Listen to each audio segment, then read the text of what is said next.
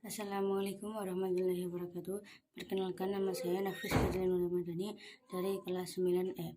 Saya akan menceritakan dakwah Syekh Maulana Malik Ibrahim. Yang pertama, asal-usul Syekh Maulana Malik Ibrahim. Jauh sebelum Syekh Maulana Malik Ibrahim datang ke Pulau Jawa, sebenarnya sudah ada masyarakat Islam di daerah-daerah pantai utara, termasuk di daerah Jepara dan Leren. Hal itu bisa dibuktikan dengan adanya makam seorang wanita bernama Fatimah bin Maimun yang meninggal pada tahun 475 Hijriah atau pada tahun 1082 Masehi. Jadi sebelum zaman Wali Songo, Islam sudah ada di Pulau Jawa, yaitu di daerah Jepara dan Leren. Tetapi Islam pada masa itu belum berkembang secara besar-besaran. Syekh Maulana Malik Ibrahim yang telah dikenal penduduk setempat sebagai kakek bandal itu diperkirakan datang ke Gresik pada tahun 1404 Masehi.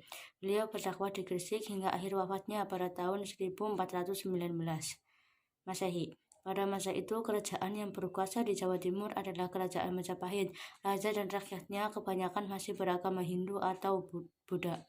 Sebagian rakyat Gresik sudah ada yang beragama Islam, tetapi masih banyak yang beragama Hindu atau bahkan tidak beragama sama sekali.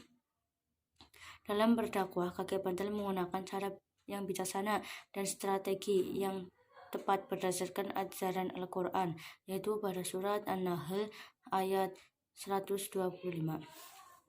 Ada yang menyebutkan bahwa beliau berasal dari Turki dan pernah mengembara di Gujarat sehingga beliau cukup berpengalaman menghadapi orang-orang Hindu di Pulau Jawa.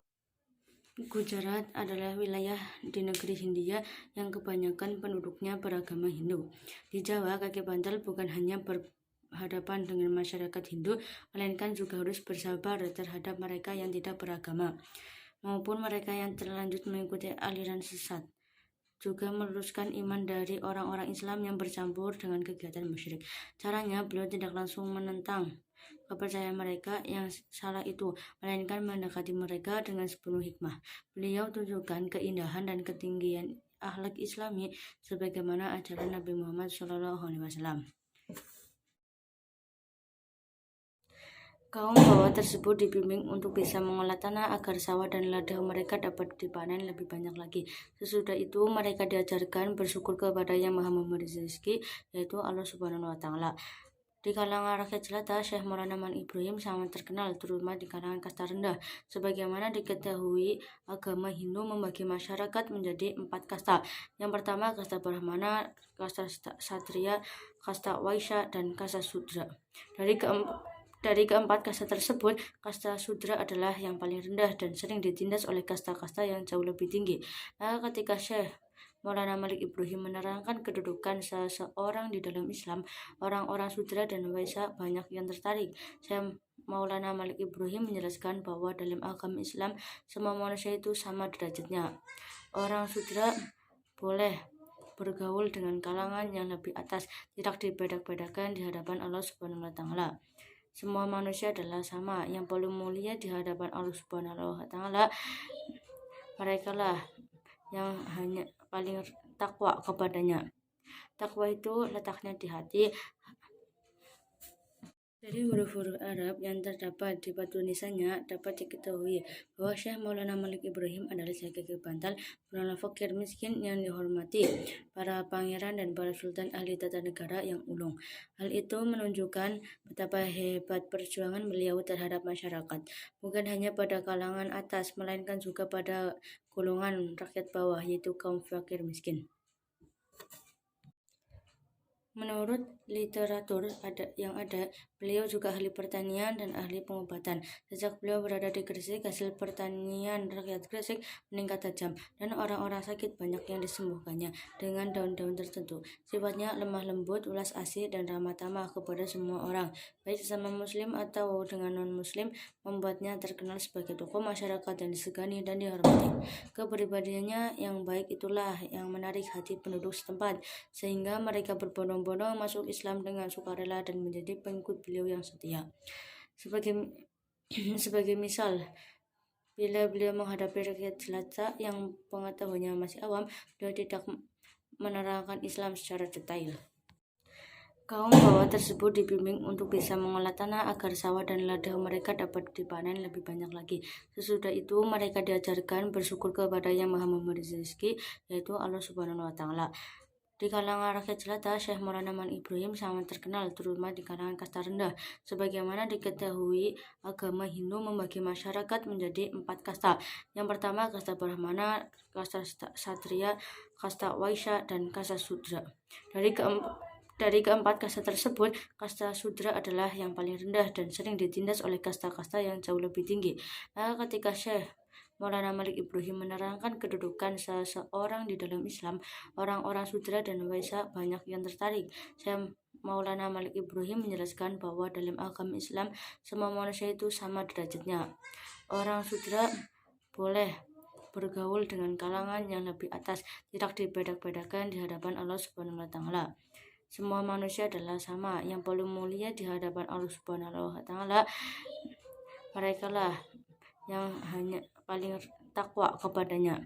Mendengar keterangan ini, mereka yang berasal dari kasta Sudra dan Waisya merasa lega. Mereka merasa dibela dan dikembalikan haknya sebagai manusia utuh, sehingga wajarlah bila mereka berbondong-bondong masuk agama Islam dengan sukacita.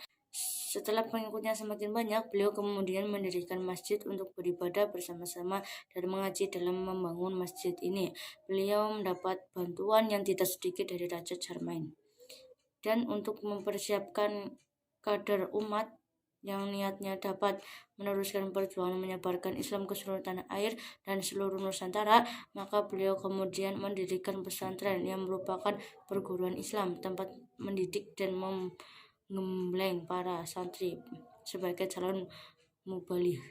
Pendiri pesantren yang pertama kali di Nusantara itu diilhami oleh kebiasaan masyarakat Hindu, yaitu para bhikkhu dan pendeta Brahmana yang mendidik cantrik dan calon pemimpin agama di mandala-mandala mereka. Inilah salah satu strategi para wali yang cukup jitu. Orang-orang Buddha dan orang Hindu yang mendirikan mandala-mandala untuk mendidik kader tidak dimusuhi secara frontal, melainkan beliau-beliau itu mendirikan bentuk pesantren yang mirip dengan mandala-mandala milik kelompok Buddha dan Hindu tersebut untuk menjaring umat. Dan ternyata hasil sungguh memuaskan. Dari pesantren Gresik kemudian muncul para mubaligh yang menyebarkan ke seluruh Nusantara. Tradisi pesantren tersebut berlangsung hingga zaman sekarang, di mana para ulama menggondok calon mubaligh di pesantren yang diasuhnya. Bila orang bertanya sesuatu masalah agama kepada beliau, maka beliau tidak menjawab dengan berbelit-belit, melainkan dijawabnya dengan mudah dan gamblang sesuai dengan pesan Nabi yang mengajarkan agama disiarkan dengan mudah, tidak dipersulit, umat harus dibuat gembira, tidak ditakut-takuti. 2 tahun sudah Syekh Maulana Malik Ibrahim berdakwah di Gresik. Beliau tidak hanya membimbing umat untuk mengenal dan mendalami agama Islam, melainkan juga memberikan pengarahan agar tingkat kehidupan rakyat Gresik menjadi lebih baik. Beliau pula yang mempunyai gagasan mengalirkan air dari gunung untuk mengalir lahan pertanian penduduk. Dengan adanya sistem pengaliran yang baik ini, lahan pertanian menjadi subur dan hasil panen bertambah banyak. Para petani menjadi makmur dan mereka dapat mengerjakan ibadah dengan tenang. Andai kata Syekh Maulana Malik Ibrahim tidak ikut membenahi dan meningkatkan taraf hidup rakyat Gresik, tentulah mereka sukar diajak beribadah dengan baik dan tenang. Sebagaimana sabda Nabi bahwa kefakiran menjurus pada kekafiran. Bagaimana mungkin bisa beribadah dengan tenang jika sehari-hari disibukkan dengan urusan sesuap nasi? Inilah resep yang harus ditiru. Yang kedua, yaitu tamu dari negeri Charlemagne. Ada ganjalan di hati Syekh Maulana Malik Ibrahim. Dia telah berhasil mengislamkan sebagian besar rakyat Gresik. Gresik adalah bagian dari wilayah Majapahit. Kalau seluruh rakyat sudah memeluk Islam, sementara Raja Brawijaya pengusaha Majapahit masih beragama Hindu, apakah di belakang hari tidak timbul ketegangan antara rakyat dengan rajanya? Untuk menghindari hal itu, maka Syekh Maulana Malik Ibrahim mempunyai rencana mengajak Raja Brawijaya untuk masuk agama Islam. Hal itu diutarakan kepada sahabatnya, yaitu Raja Cermain. Ternyata Raja Cermain juga mempunyai maksud serupa. Sudah lama Raja Cermain ingin mengajak Prabu Wijaya masuk agama Islam. Pada tahun 1321 Masehi, Raja Cermain datang ke Gresik disertai putrinya yang cantik rupawan. Putri Raja Cermain itu bernama Dewi Sari. Tujuannya dalam misi tersebut adalah untuk memberikan bimbingan kepada para putri istana Majapahit mengenal agama Islam.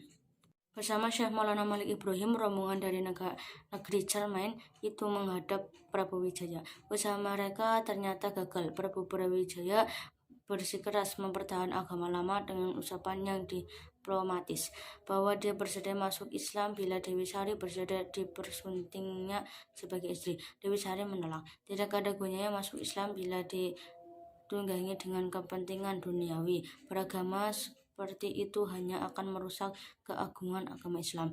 Rombongan dari negeri Cermain lalu kembali ke Gresik.